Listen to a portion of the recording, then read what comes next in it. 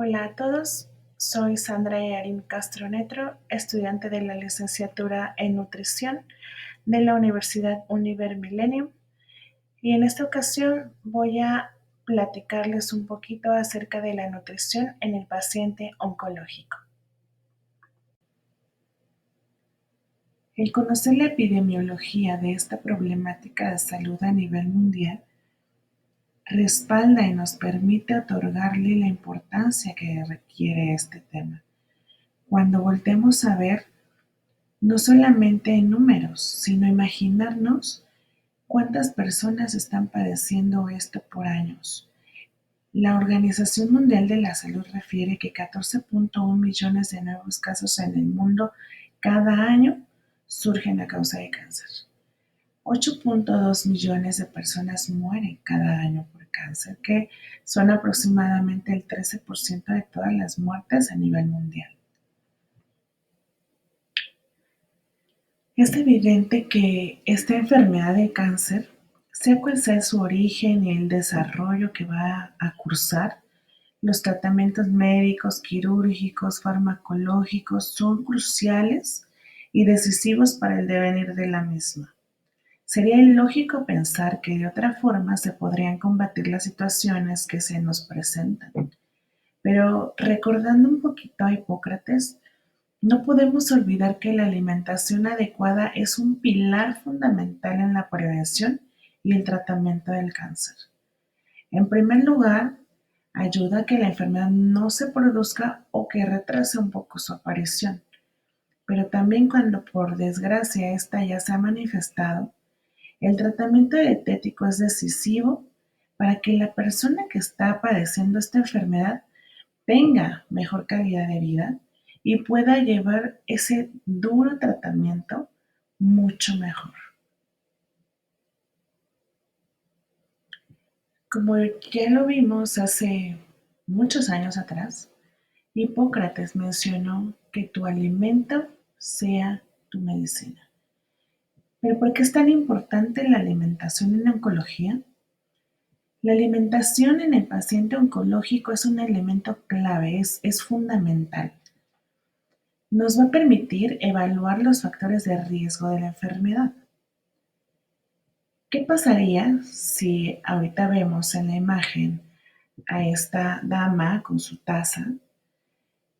Si imagináramos que en esa taza tiene un contenido de Coca-Cola, ¿cuáles serían los aportes a ella? ¿Qué es lo primero que pensaríamos? No es lo ideal, no le va a ayudar, no le va a funcionar, es proinflamatorio, no le aporta nada, ¿no? Pero si pensáramos, pues quizá tiene agua, quizá tiene un atole de avena, quizá tiene un X. De nosotros imaginarnos qué hay en el contenido de esa taza, podemos decir si eso favorece o no favorece a la persona. La alimentación también es un ayudante en la evolución de la misma enfermedad, como puede ser para potenciarla, como puede ser para ponerle un freno. Es también complemento del tratamiento. Favorece la calidad de vida durante ese proceso de tratamiento y, por supuesto, tras haber superado cualquier incidencia oncológica. Ya habiendo reconocido la importancia de la nutrición en el paciente con cáncer, tenemos que el soporte nutricional es una de nuestras tareas principales. En el rectángulo que tenemos del lado izquierdo tenemos dos actores principales: cáncer, tratamiento. Los dos se suman y como resultado obtenemos una inflamación sistémica. Si esa inflamación sistémica está a nivel del cerebro, va a haber una alteración en la persona en cómo, en el apetito, en el gusto y en el olfato. ¿Qué consecuencia va a tener? Bueno, va a tener falta de apetito y el balance energético se va a ver alterado. Si esa inflamación, por ejemplo, se encontrara en el intestino, va a haber permeabilidad intestinal afectada, así como la microbiota intestinal. En consecuencia, vamos a tener una mala absorción de los nutrientes. Si es en el hígado, va a haber unos reactantes de la fase aguda, disminución de la producción de la albúmina, es decir, nuestro hígado va a dejar de funcionar de manera adecuada y va a comenzar una respuesta aguda ante el estrés. Si la inflamación sistémica está a nivel de hueso, se van a activar los osteoclastos y va a haber esa movilización de calcio, donde se va a ir a la sangre y no se va a fijar el hueso, por lo que el paciente va a presentar una hipercalcemia, va a presentar debilidad. Si es a nivel del músculo, pues aumenta esa muerte programada, muerte acelerada, degradación proteica y con ello pues la debilidad, la disminución de la capacidad física. Si es en el tejido adiposo, se activa la termorregulación, la termogénesis, la lipólisis y con ello tenemos un gasto energético mayor. Si en la sangre se da esta inflamación, hay un descenso del hematocrito. Recordemos que el hematocrito nos mide el porcentaje o una proporción del volumen que ocupan los glóbulos rojos. Cuando estos están descendidos, bueno, pues el paciente va a tener anemia y va a poder presentar fatiga. Si esa inflamación es a nivel del corazón, va a haber una atrofia cardíaca, una disfunción cardíaca. Y si todo esto se suma, lo que va a estar afectando a la persona es, por otro lado, también tenemos otros factores que van a descontrolar o van a venir a afectar la nutrición y la van a pasar a una desnutrición. Son factores dependientes del balance energético, por ejemplo, que el paciente, pues como ya tiene anorexia, comienza a disminuir su ingesta, pero pues como hay una respuesta aguda al estrés, también va a incrementar esa demanda energética, pero va a haber aumento de las pérdidas, por ejemplo, aumenta el gasto energético, ¿no? Ante la lipólisis, etcétera, lo que veíamos en un momento, y exceso de utilización de las fuentes energéticas, alteración en la sensación de apetito, cambio en los sentidos del olfato, el gusto, la repercusión que todo esto también lleva al dolor, al estrés, al estado de ánimo, los factores metabólicos también en cuanto a las citocinas, y recordamos que son proteínas de un calibre muy pequeñito, pero una importancia enorme, que son las que comunican con el sistema inmune y actúan ahí para la regulación de esa respuesta inmunológica, con una respuesta inflamatoria, una respuesta hematopoyética, y también va a haber factores psicológicos donde entra la ansiedad, la preocupación por el rol que yo tengo dentro de la familia, por esos cambios de hábitos familiares, por ese cambio de significado de lo que yo soy o lo que yo era y dejaré de ser.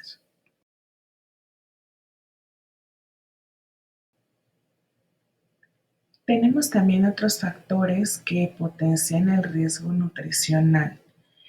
Unos son factores relativos al tumor y los otros son relacionados a las características propias de cada paciente. En cuanto a los que tienen que ver con los tumores o con el tipo de cáncer, tenemos que hay de bajo riesgo nutricional y los de alto riesgo. En bajo riesgo tenemos, por ejemplo, una leucemia linfoblástica, pero en una fase aguda y de un riesgo estándar. También tenemos tumores sólidos, pero en las primeras etapas del cáncer, que sería un estadio 1, estadio 2, en enfermedades con pronóstico favorable al diagnóstico. En cuanto a alto riesgo nutricional, vamos a tener, bueno, pues ya sea leucemia linfoblástica aguda, pero con un riesgo alto o un riesgo intermedio, dependiendo del diagnóstico, el tratamiento, leucemias no linfoides, pero también leucemias en recaídas, tumores en estadios 3 y 4, en tratamiento, pero también con recaídas.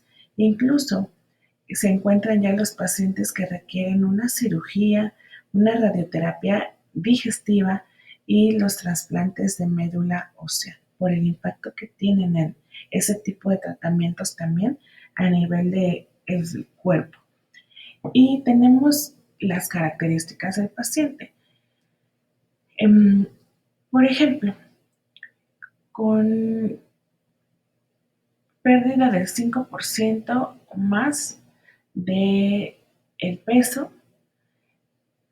desde su diagnóstico hasta el momento en que lo están viendo. Si es mayor al 5%, ya incrementa el factor de riesgo. En datos socioeconómicos, sociodemográficos, en los hábitos, hay algo muy importante que es ese apoyo familiar. Si es deficiente, el factor de riesgo va a aumentar. Si la distancia de donde está el paciente, donde vive hacia el centro hospitalario, es larga, entre más larga sea, el riesgo es mayor. Si hay trastornos de la conducta alimentaria previos al diagnóstico o al establecimiento del diagnóstico, también ese riesgo incrementa. Por ejemplo, el sedentarismo. Existen otros factores de riesgo que están en función al tipo de tratamiento. Tenemos como terapia cirugías, radioterapia, quimioterapia o los trasplantes de progenitores hematopoyéticos. Cuando hablamos de una cirugía, bueno, pues como es más localizado, el riesgo no es tan grave. A menos que esa cirugía fuera a nivel digestivo, pues sí podemos considerarlo como algo de mayor problema. Si fuera el tratamiento por una radioterapia, en ese pueden llegar a presentar esofagitis, que pues es una inflamación, un dolor al momento de deglutir, la mucositis, que coloquialmente se conoce como el algodoncillo, que les causa mucho dolor al momento de comer, es un ardor insoportable. Bueno, pues ya ahí aumenta el riesgo. Si hay gastroparesias, si hay disgeusias, si hay disfagias, eso todavía incrementa el riesgo nutricional porque, bueno, pues está directamente relacionado con la ingesta.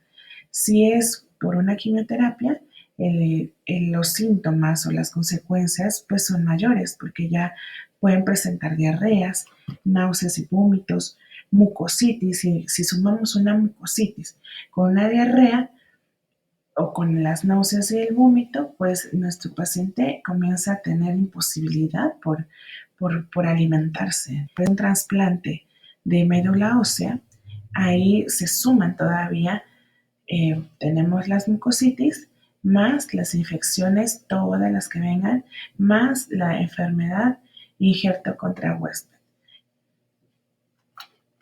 En esta enfermedad injerto contra huésped es todavía mucho más complicado porque ya aparte de toda la sintomatología que tiene el paciente, la inmunosupresión a causa de la quimioterapia que se le puso antes de realizar el trasplante, esas mismas células comienzan a atacar al paciente.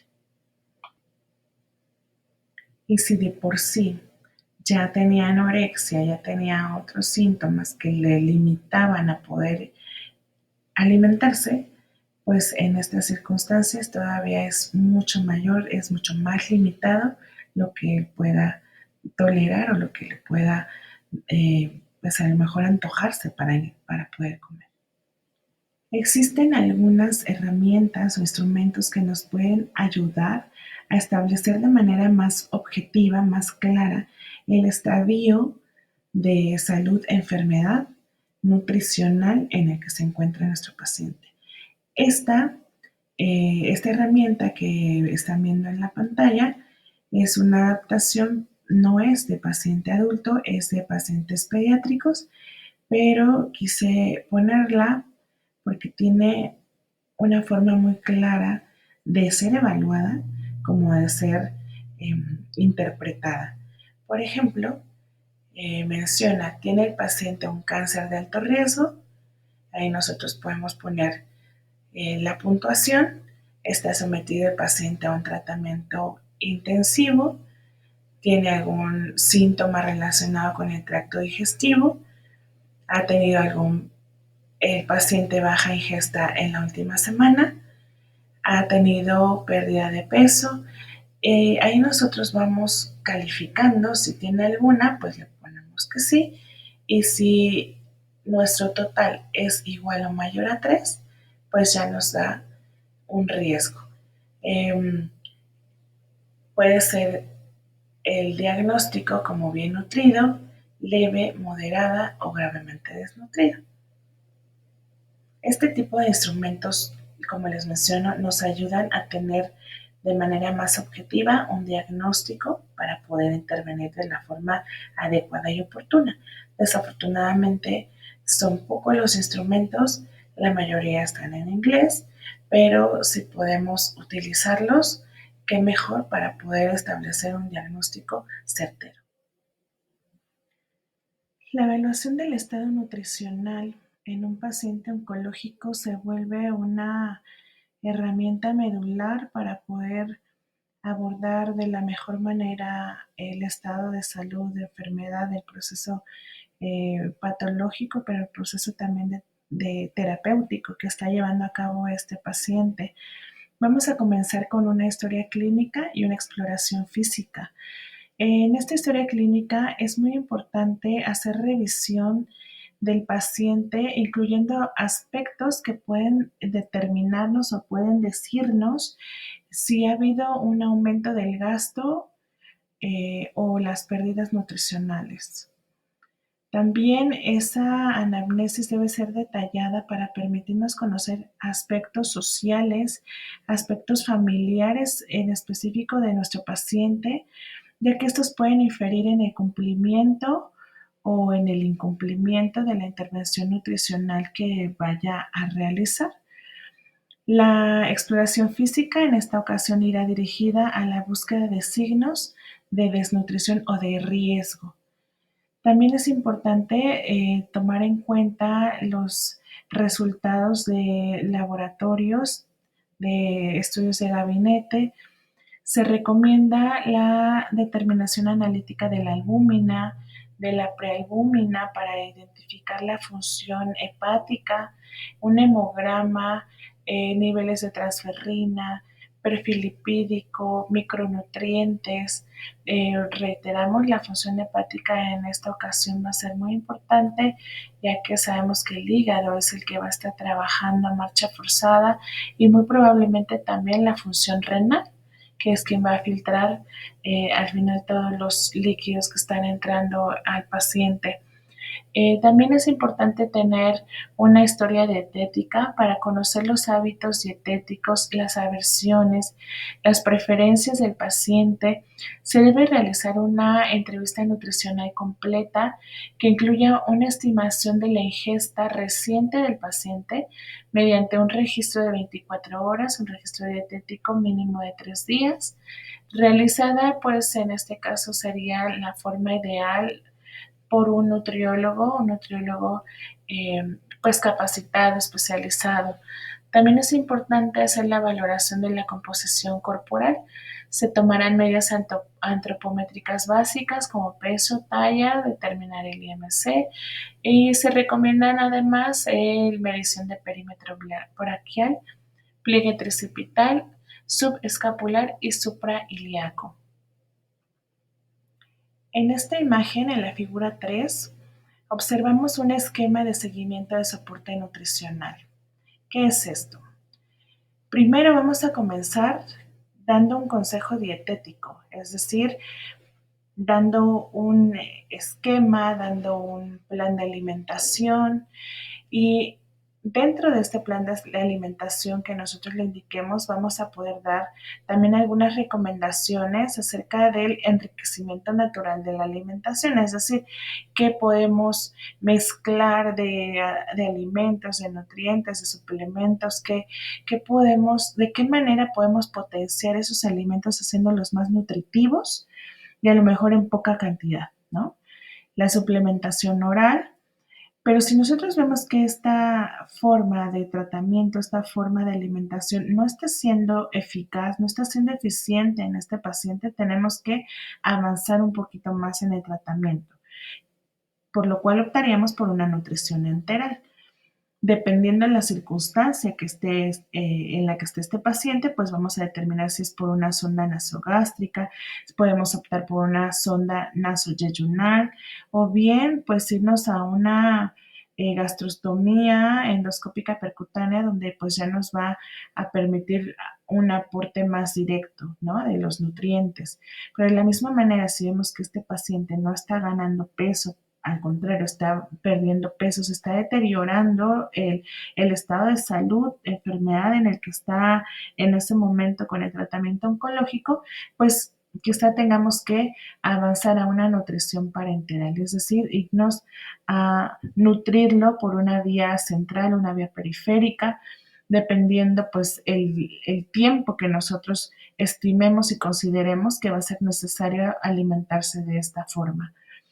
En la figura 4 tenemos ese algoritmo de soporte nutricional en los pacientes que hayamos identificado con un alto riesgo. Tenemos soporte nutricional en pacientes de alto riesgo. Vamos a determinar si el intestino está funcional. Si es un sí, pues nos vamos por una nutrición enteral, es decir, va a llegar a estómago y va a pasar por todo el tracto digestivo.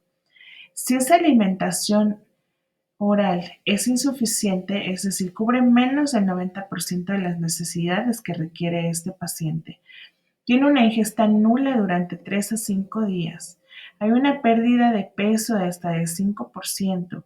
Presenta una mucositis o algún signo, síntoma que tenga que ver con la ingesta o tiene el riesgo de presentarla, entonces vamos a irnos a utilizar una sonda nasogástrica.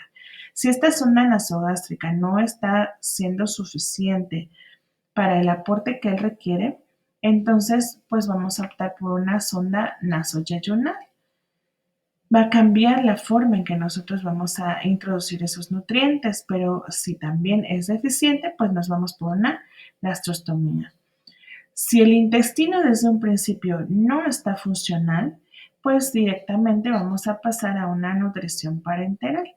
Si esa nutrición enteral es insuficiente o está contraindicada, pues vamos a requerir una nutrición parenteral. Entre más pronto nosotros comencemos a dar este soporte nutricional, el paciente se va a ver beneficiado por un lado en cuanto a la ganancia de peso, en cuanto al sistema inmunológico, pero también va a hacer una defensa en el paciente para poder soportar todo lo que venga con ese tratamiento. Sabemos que el tratamiento oncológico es muy fuerte, es muy complicado, porque no solamente va a atacar a las células buenas, sino va a atacar a todo el cuerpo sin discriminar nada. Entonces, esa alimentación puede hacerle frente también tanto al tratamiento para ayudarle a sobrellevarlo lo mejor posible.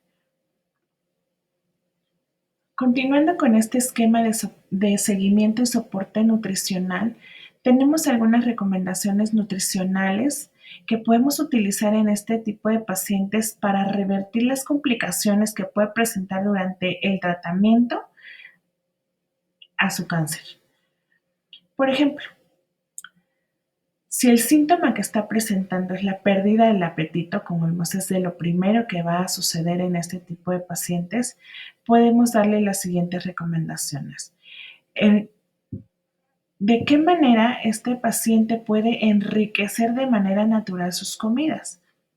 Podemos utilizar o indicarle aceites como el aceite de oliva, que sabemos los nutrientes que tiene, el aguacate, los frutos secos, sabemos que son muy importantes este tipo de alimentos, los frutos secos y todos aquellos alimentos que son eh, antiinflamatorios, semillas, utilizar quizá algunas salsas, a lo mejor la leche entera, dependiendo la necesidad que veamos. Si requiere mayor aporte de grasa, aporte de vitaminas, pues vamos a elegir los que pueden ser alimentos con mayor valor nutricional.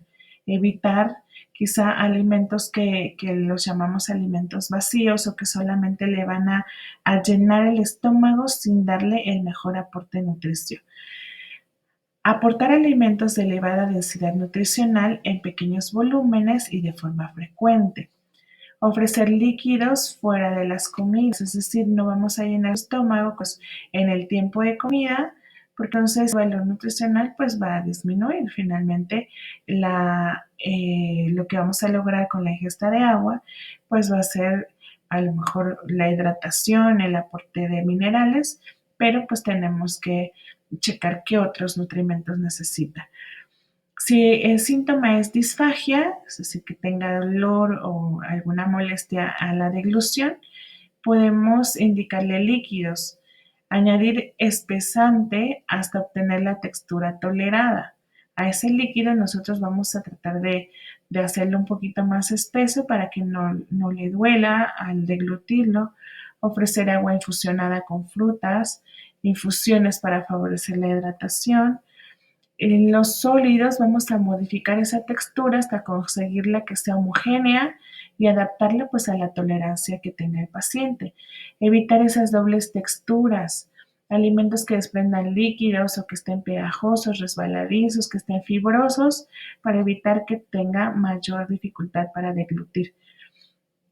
Si el síntoma son náuseas o vómitos, pues vamos a poder indicarle realizar tomas frecuentes de pequeño volumen, ofrecer que beba los líquidos con un popote a temperatura ambiente, evitarlos durante las comidas, evitar alimentos que sean muy grasosos, que sean calientes o quizá que tengan muchas especias, muy condimentados, con olores fuertes, o lo que identifica el paciente que es ese factor que le va a propiciar o que va a hacer que presente náuseas o llegar hasta el vómito.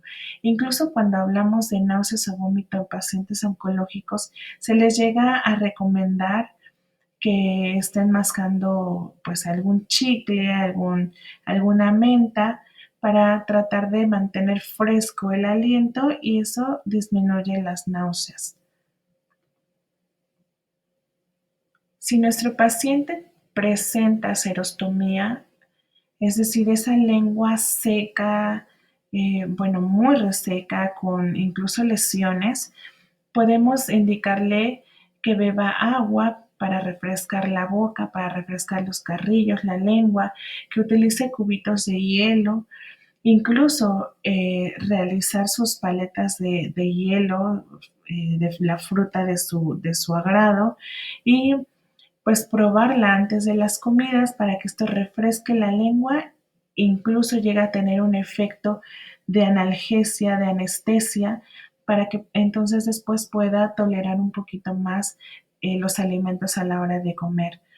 Ofrecer alimentos húmedos, fáciles de masticar y de deglutir, evitar alimentos secos, evitar alimentos que tengan mucho picante, que estén pegajosos porque se van a adherir a la lengua, aumentar el consumo de alimentos que desprenden líquido, en este caso las frutas, verduras, comer en sopas, en caldos, en guisos, en cremas, ofrecer jugos, chicles, caramelos ácidos para estimular esa producción de saliva y comienza a hidratarse la lengua. Si tiene disgeusia o ese sabor exagerado a metal, pues vamos a evitar utilizar cubiertos de metal a la hora de comer, ofrecer alimentos con salsas, en este caso sí lo vamos a especiar, sí lo vamos a condimentar.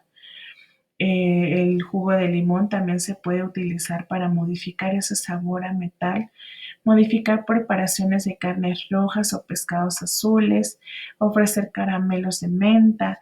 Si tiene mucositis, que ya habíamos hablado, que lo llaman el algodón, estas placas blancas en toda la cavidad oral, podemos ofrecer alimentos blandos, alimentos húmedos, que puede evitar los alimentos duros, de difícil masticación, o evitar alimentos calientes, porque eso va a lastimar más la mucosa y pues de por sí ya está inflamada por esa mucositis. Puede presentar estreñimiento. En este caso vamos a añadir alimentos ricos en fibra. Recordemos que si nuestro paciente tiene estreñimiento, vamos a indicar insoluble para que esta fibra no absorba más líquido y vuelva las heces más duras. Las encontramos en frutas, verduras con piel, legumbres, en alimentos integrales. También vamos a aumentar la ingesta de líquidos, el agua, infusiones, refrescos caseros. A veces utilizamos pues un poquito de agua mineralizada con alguna fruta, con alguna hoja de olor. Si tiene diarrea, pues en este caso vamos a evitar alimentos ricos en esa fibra insoluble, pero sí le podemos indicar alimentos con fibra soluble, es decir, esa fibra va a absorber un poco de ese líquido que está extra en las heces fecales y va a darle un poquito de más forma para ir limitando la diarrea, siempre y cuando no sea una diarrea infecciosa, sino una diarrea alimentaria. Evitar servir comidas con temperaturas extremas. Y bueno, esta información fue recuperada del Instituto Nacional del Cáncer, de guías de práctica para el paciente con cáncer y de la Organización Mundial de la Salud. Si bien es un tema muy interesante, es un tema muy extenso que merece la pena retomar y prepararnos para poder brindarles la mejor atención a este tipo de pacientes que están cursando una situación compleja, no nada más a nivel orgánico, biológico, fisiológico, sino la parte emocional, la parte como persona.